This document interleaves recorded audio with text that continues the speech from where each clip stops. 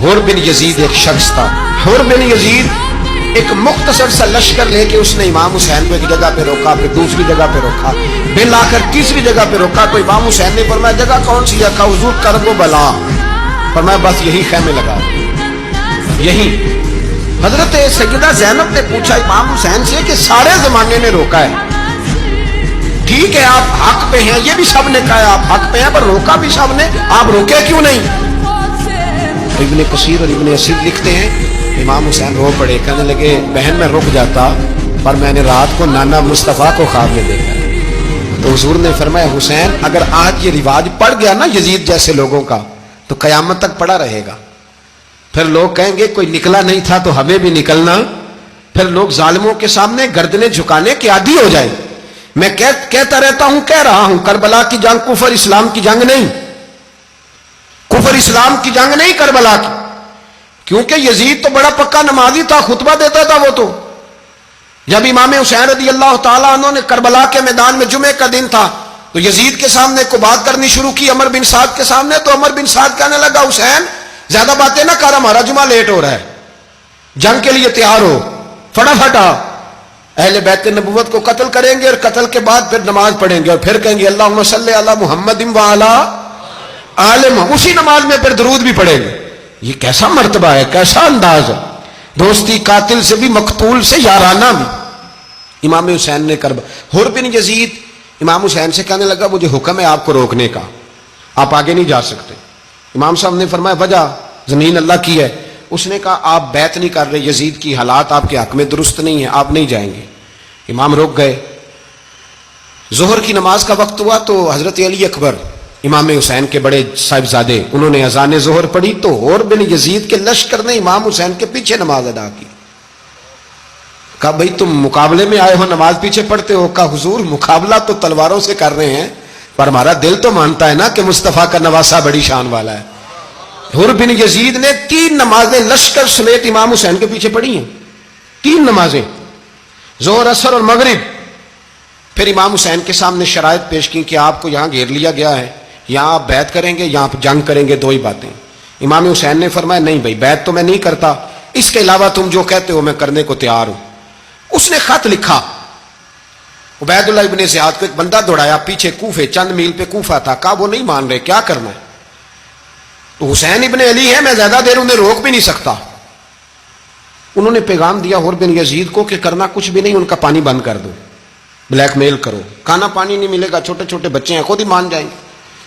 हजरत इमाम अली मकाम के बारे में हुर के पास जब ये पैगाम आया तो हुर कहने लगा मेरी तबीयत नहीं मानती हुसैन पर पानी बंद करूं, दिल नहीं मानता। जब ये लफ्ज कहे ना दोबारा तो फिर उबैदुल्लाह इब्ने ज़ियाद ने अमर बिन साद को 10,000 आदमी दे के भेजा। कहा हुर बिन यजीद लचक दिखा रहा है हुसैन के हक में। 3 दिन तक पानी बंद रहा। 9 मुहर्रम को अमर बिन साद ने और लोग बुलाए। शिमर एक बड़ा सख्त आदमी था, संग दिल बदबख्त, जिसने हजरत अली असगर के गले पर तीर मारा था, वो और लश्कर लेके आया। रात को कहने लगा इमाम हुसैन रज़ी अल्लाह ताला अन्हु से कि बस बड़ा हो गया, ये 9-10 मुहर्रम की दरमियानी रात, यहां आप जंग करेंगे या आप बैत करेंगे, 2 ही बातें। इमाम हुसैन अंदर गए, सैयदा ज़ैनब से मशवरा किया, बाहर आए, फरमाया बात वही है जो पहले दिन वाली है। इमाम हुसैन रज़ी अल्लाह ताला अन्हु ने फरमाया भाई बैत तो मैं नहीं करता, बाकी जो तुम्हारा प्रोग्राम है। शिमर और इब्ने साद कहने लगे फिर जंग के लिए तैयार हो जाएं। क्या अंदाज है इमाम हुसैन का। फरमाने लगे कल जंग करूंगा, मुझे पता तो है जंग का नतीजा क्या निकलना है, एक रात मुझे दे दो ताकि मैं खुल के अपने रब की इबादत तो कर लूं। हुसैन ने जाना है, मुझे पता है कल रिजल्ट 72 और 22,000 का क्या, एक रात मुझे दो, मैं मालिक से राज न्याज तो करूं।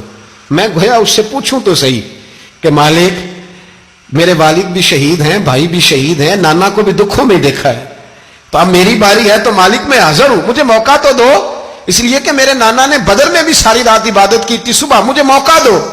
और दुनिया का उसूल है जब कोई मौका मांगता है तो दिया जाता है।